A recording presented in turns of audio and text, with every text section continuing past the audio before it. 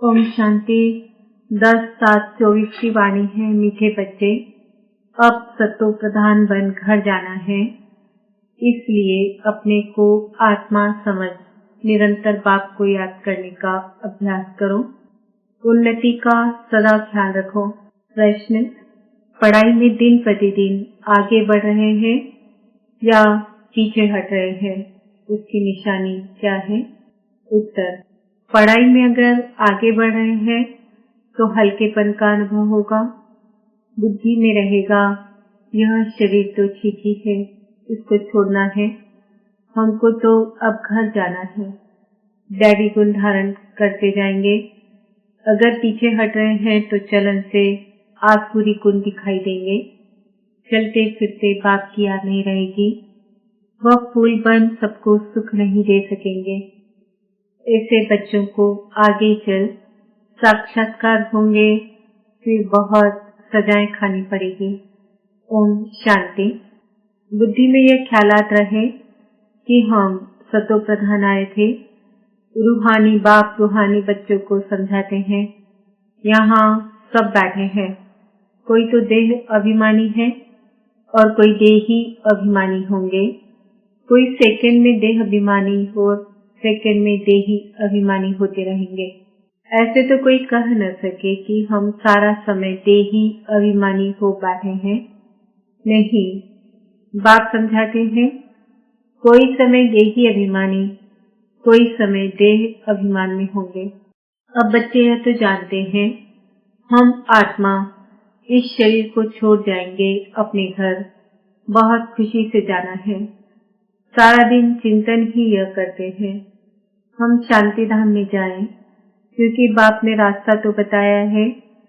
और लोग कभी इस विचार से नहीं बैठते होंगे। यह शिक्षा किसको मिलती ही नहीं है, ख्याल भी नहीं होगा। तुम समझते हो यह दुखधाम है। अब बाप ने सुखधाम में जाने का रास्ता बताया है। जितना बाप को याद करेंगे उतना संपूर्ण बन यथा योग्य शांति धाम में जाएंगे। उनको ही मुक्ति कहा जाता है, जिसके लिए ही मनुष्य गुरु करते हैं। परंतु मनुष्यों को बिल्कुल पता नहीं कि मुक्ति, जीवन मुक्ति चीज क्या है, क्योंकि यह है नई बात। तुम बच्चे ही समझते हो। अब हमको घर जाना है। बाप कहते हैं, याद की यात्रा से पवित्र बनो। तुम पहले जब आए श्रेष्ठाचारी दुनिया में तो सतो प्रधान थे, आत्मा सतो प्रधान थी। कोई के साथ कनेक्शन भी पीछे होगा। जब गर्भ में जाएंगे तब संबंध में आएंगे। तुम जानते हो, अभी यह हमारा अंतिम जन्म है। हमको वापस घर जाना है। पवित्र बनने बगैर हम जा नहीं सकेंगे। ऐसे अंदर में बातें करनी चाहिए, क्योंकि बाप का फरमान है, उठते बैठते चलते फिरते बुद्धि में यही ख्यालात रहे कि हम सतो प्रधान आए थे। अब सतो प्रधान बनकर घर जाना है। सतो प्रधान बनना है बाप की याद से, क्योंकि बाप ही पतित पावन है। हम बच्चों को युक्ति बताते हैं कि तुम ऐसे पावन हो सकेंगे। सारे सृष्टि के आदि मध्य अंत को तो बाप ही जानते हैं और कोई अथॉरिटी है नहीं। बाप ही मनुष्य सृष्टि का बीज रूप है। भक्ति कहाँ तक चलती है यह भी बाप ने समझाया है। इतना समय ज्ञान मार्ग, इतना समय भक्ति, यह सारा ज्ञान अंदर में टपकना चाहिए। जैसे बाप की आत्मा में ज्ञान है, तुम्हारी आत्मा में भी ज्ञान है। शरीर द्वारा सुनते और सुनाते हैं। शरीर बिगड़ तो आत्मा बोल न सके। इसमें प्रेरणा व आकाशवाणी की बात होती नहीं। भगवान उवाच है, तो जरूर मुक्त चाहिए, रथ चाहिए। गधे घोड़े का रथ तो नहीं चाहिए। तुम भी पहले समझते थे कलयुग अभी 40,000 वर्ष और चलना है। अज्ञान नींद में सोए पड़े थे, अब बाबा ने जगाया है। तुम भी अज्ञान में थे, अब ज्ञान मिला है। अज्ञान कहा जाता है भक्ति को। अब तुम बच्चों को यह ख्याल करना है, हम अपनी उन्नति कैसे करें, ऊंच पद कैसे पाएं। अपने घर जाकर फिर नई राजधानी में आकर उच्च मर्तबा पाए। उसके लिए है याद की यात्रा। अपने को आत्मा तो जरूर समझना है। हम सब आत्माओं का बाप परमात्मा है। यह तो बहुत सिंपल है, परंतु मनुष्य इतनी बात भी नहीं समझते। तुम समझा सकते हो कि यह है रावण राज्य, इसलिए तुम्हारी बुद्धि भ्रष्टाचारी बन गई है। मनुष्य समझते हैं जो विकार में नहीं जाते हैं वह पावन है, जैसे सन्यासी हैं। बाप कहते हैं वह तो अल्प काल के लिए पावन बनते हैं। दुनिया तो फिर भी पतित है ना।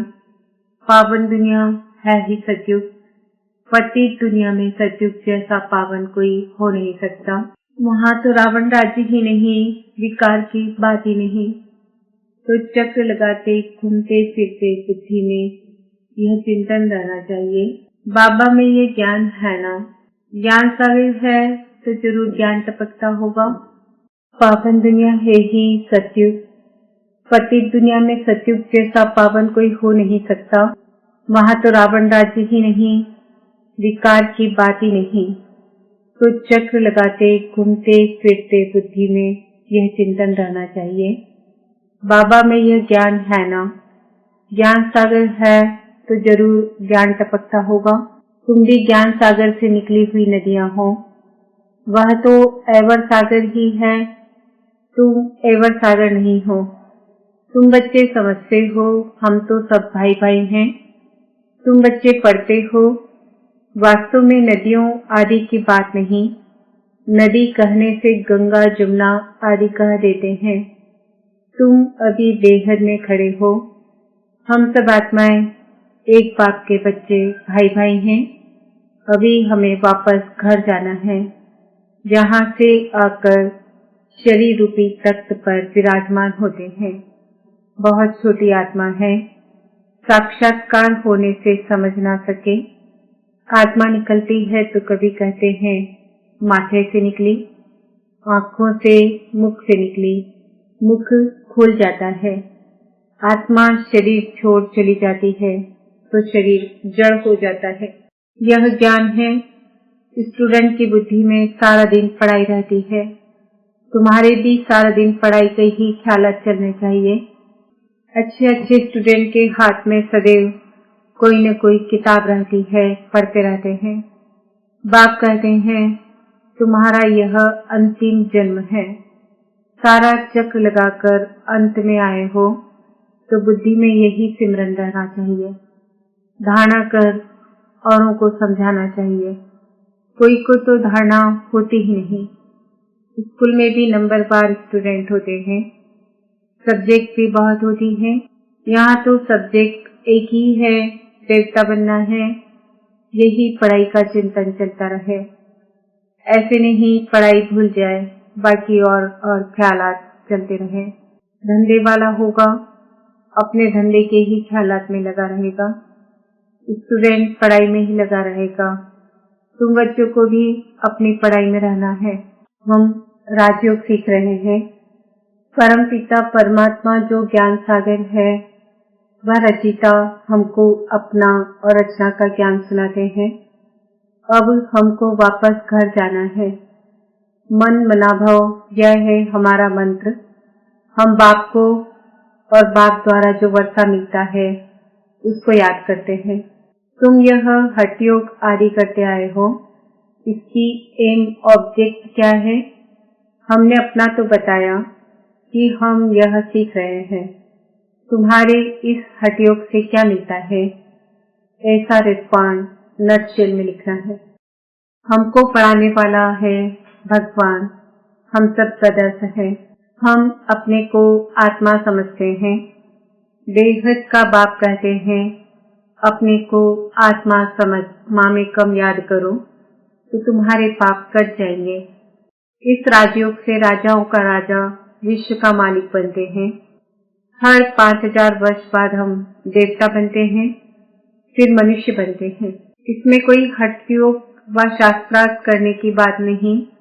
उनको शास्त्रार्थ का भी कितना अहंकार रहता है।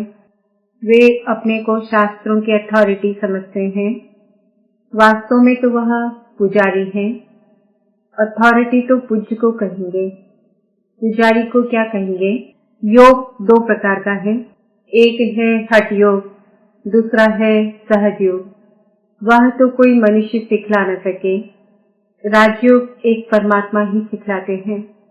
बाकी अनेक प्रकार के योग हैं मनुष्य मत पर। वहाँ देवताओं को तो किसके मत की दरकार नहीं, क्योंकि वर्षा लिया हुआ है। वह है देवताएं अर्थात दैवी गुण वाले। जिनमें ऐसे गुण नहीं उनको असुर कहा जाता है। देवताओं का राज्य था, फिर वह कहाँ गए। 84 जन्म कैसे लिए, सारा मदार पढ़ाई पर है। पढ़ाई है सोर्स ऑफ इनकम। क्या है सबसे ऊंची पढ़ाई, दी बेस्ट। दुनिया नहीं जानती कि दी बेस्ट कौन सी पढ़ाई है। इस पढ़ाई से मनुष्य से देवता डबल क्राउन बन जाते हैं। अभी तुम डबल से स्टार्ट बनने का पुरुषार्थ कर रहे हो। पढ़ाई एक ही है, फिर कोई क्या बनते कोई क्या। वंडर है, एक ही पढ़ाई से राजधानी स्थापन हो जाती है। राजा भी बनते तो रंक भी बनते, बाकी वहाँ दुख की बात होती नहीं। मरते तो है ना। यहाँ अनेक प्रकार के दुख है, फैमन, बीमारियां, अनाज आदि नहीं मिलता, फ्लड्स आती रहती। धन लखपति करोड़पति हैं, जन्म तो विकारों से ही होता है ना। धक्का खाया, मच्छर ने काटा, यह सब दुख है ना। नाम ही है रौनक, तो भी कहते रहते फलाना स्वर्ग पधारा। अरे स्वर्ग तो आने वाला है, फिर कोई स्वर्ग गया कैसे। मुख्य बात बच्चों को समझाते हैं, अपने को आत्मा समझो, अब वापस जाना है। हम सतो प्रधान थे तो खुशी का पारावार नहीं था, अभी तमो प्रधान बने हैं, कितना सहज है। पॉइंट्स तो बाबा बहुत सुनाते रहते हैं, तो अच्छी रीति बैठ समझाना है। नहीं मानते हैं तो समझा जाता है, यह हमारे कुल का नहीं है। पढ़ाई में दिन प्रतिदिन आगे बढ़ना है, पीछे थोड़े ही हटना है। दैवी गुणों के बदले आसुरी गुण धारण करना, यह तो पीछे हटना हुआ ना। बाप कहते हैं विकारों को छोड़ते रहो, दैवी गुण धारण करो। बहुत हल्का रहना है। यह शरीर छीछी है, इसको छोड़ना है। हमको तो अब जाना है घर। बाप को याद नहीं करेंगे तो गुलगुल नहीं बनेंगे, बहुत सजाएं खानी पड़ेंगी। आगे चल तुमको साक्षात्कार होंगे, पूछेंगे तुमने क्या सर्विस की है। तुम कभी कोर्ट में नहीं गए हो, बाबा ने सब कुछ देखा हुआ है। कैसे यह लोग चोरों को पकड़ते हैं, फिर केस चलते हैं, तो वहां भी तुमको सब साक्षात्कार कराते रहेंगे। सजाएं खाकर फिर पाई पैसे का पद पा लेंगे। टीचर को तो रहम आता है ना, यह नापास हो जाएंगे। यह बाप को याद करने की सब्जेक्ट सबसे अच्छी है, जिससे पाप करते जाएं। बाबा हमको पढ़ाते हैं, यही सिमरन करते चक्र लगाते रहना चाहिए। स्टूडेंट टीचर को याद भी करते हैं और बुद्धि में पढ़ाई रहती है। टीचर से योग तो जरूर होगा ना, यह बुद्धि में रहना चाहिए। हम सब भाइयों का एक टीचर है, वह है सुप्रीम टीचर। आगे चल बहुतों को मालूम पड़ेगा। ओहो प्रभु तेरी लीला, महिमा करके मरेंगे परंतु पा तो कुछ नहीं सकेंगे। देह अभिमान में आने से ही उल्टे काम करते हैं, देही अभिमानी होने से अच्छा काम करेंगे।